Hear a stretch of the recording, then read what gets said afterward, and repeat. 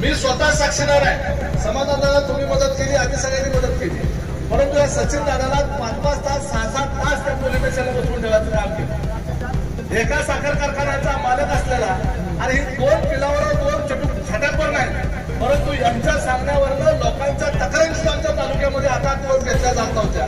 यांच्या सांगण्यावरनं एखादी मुलगी महिला अत्याचारित झालेली महिला 19 तास पोलीस स्टेशनला बसत होती, परंतु पोलीस स्टेशनला त्यांची फिर्याद घेतली जात नव्हती, परंतु एका कारखान्यात असतं। आता या ठिकाणी काय हा पक्ष पार्टीचा कार्यक्रम नाही, एक उद्योजक आहात तुम्ही लोक, परंतु आपल्या तालुक्यामध्ये उद्योग उभा राहिला पाहिजे, या ठिकाणी रोजगार वाढला पाहिजे, इथल्या शेतकऱ्यांच्या करता त्याच्या मालाला चांगला भाव मिळाला पाहिजे, उद्योगांमधली स्पर्धा वाढवून त्यातून त्याचा जो ग्राहक आहे, म्हणजे त्याचा जो ग्राहक कोण आहे, जर साखर कारखाना असेल तर त्याचा ग्राहक आहे शेतकरी वर्ग। आणि जर समजा आपल्या संपूर्ण या तालुक्यामध्ये एकमेव कारखाना असता, एकच साखर कारखाना असता, तर त्या कारखानदाराच्या मनाला वाटेल त्या मर्जीनुसार त्यानं तुमचा ऊस नेला असता, त्याच्या मर्जीला वाटेल एवढाच त्यानं भाव दिला असता, त्याच्या मर्जीला वाटेल तेव्हाच त्यानं बिल दिलं असतं, त्याच्या मर्जीला वाटेल तेवढंच बिल दिलं असतं, बरोबर आहे का? परंतु जकरासारखा शुगर फॅक्टरी या ठिकाणी सुरू झाली, भीमासारखा कारखाना या ठिकाणी आहे, अजून 1-2 कारखाने आहेत। या कारखान्यांची स्पर्धा असल्यामुळं प्रत्येकाला शेतकऱ्याला कुठं त्याला ऊस घालायचा हा निर्णय तो शेतकरी करणार आहे। आणि याच्या करता म्हणून आपले बोर्ड लावला, आपले शिवसेनेचे धडाडीचे जिल्हा प्रमुख चरणदादा चौरे या ठिकाणी आलेले आहेत, त्यांचंही सगळ्यांनी टाळ्या वाजवून स्वागत करावं। सांगा या भागामधली शुगर इंडस्ट्री जी आहे याला चालना मिळाली पाहिजे आणि त्यातून शेतकऱ्याचं भलं झालं पाहिजे।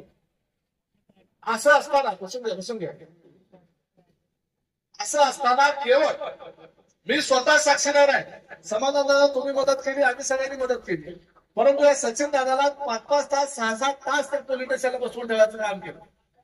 एका साखर कारखान्याचा मालक असलेला आणि 2 पिलावर 2 छटाकवर नाही, परंतु यांच्या सांगण्यावरनं लोकांच्या तक्रारी आमच्या तालुक्यामध्ये आता दिवस घेतल्या जात नव्हत्या।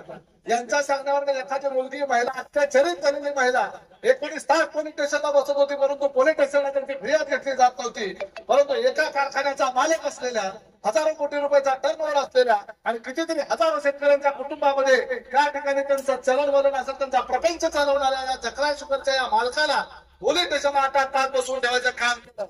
हे कशामुळं? त्यांचा कारखाना बंद पडला पाहिजे।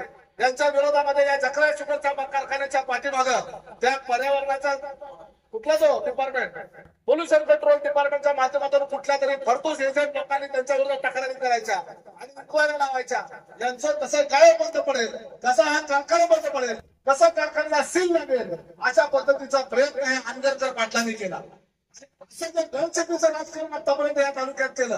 कुणाचा कारखाना चालला नाही पाहिजे, कुणाचा व्यवसाय चालला नाही पाहिजे, अरे कुणी एखाद्या 4 व्हीलर गाडीमध्ये सुद्धा फिरला नाही पाहिजे, एखाद्याने कडक कपडे घालून सुद्धा फिरलं नाही पाहिजे। अशा पद्धतीच्या पारतंत्र्यामध्ये आमचा तालुका होता। आमदार साहेब समाधान झाला, तुम्हाला हे वाटत होतं या राजन पाटलाला पाळायला सोपं नाही, आम्हाला त्या ठिकाणी उमेदवार भेटला, बरोबर आम्हाला माहित होतं हा बोकांडी बसला की उठू शकत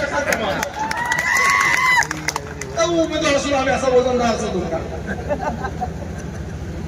आणि त्यामुळं एकाच वेळेला आमदाराच्या आणि 2 आमदाराच्या बोकांडी 1 पाय बारक्याच्या 1 पाय मोठ्या बोकांडी ठेवला शिपू झाली सगळी, हलायला जागा नाही आणि हा मोहोळ तालुका खऱ्या अर्थानं स्वतंत्र झाला। आणि त्यामुळे आपण काळजी करायची नाही, आता आपण उघडपणे सगळं बोर्डावर काही चिन्ह फिन्न टाकलं तरी चालणार, काही चिंता करायची नाही।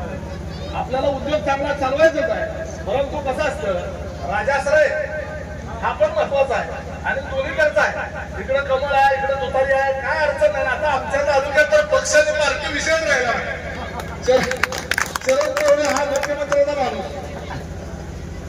आणि मुख्यमंत्र्यांची परवानगी घेऊन आला। आमचं आयुष्याचं वाटलं व्हायचं नसेल तर आम्हाला काही करून आम्हाला शेतकऱ्याला निवडून आणावं लागतंय.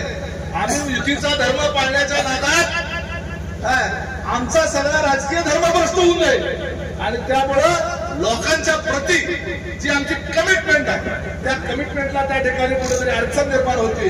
अंकुश सुद्धा इथं आलेला आहे. महायुतीचा धर्म अंकुशने सुद्धा पाळला, परंतु मतं सगळी आम्हाला मिळवून दिली. त्याच्या अंकुशने सुद्धा अत्यंत चांगलं काम केलं. जगरायचं आणि सगळ्यांनी इथं त्या ठिकाणी आमचे भीमाचे व्हाईस चेअरमन तिथं आहेत, मुन्ना साहेब आहेत. आता कसं सगळ्याला उघडं पाडायचं नाही नावं घेऊन.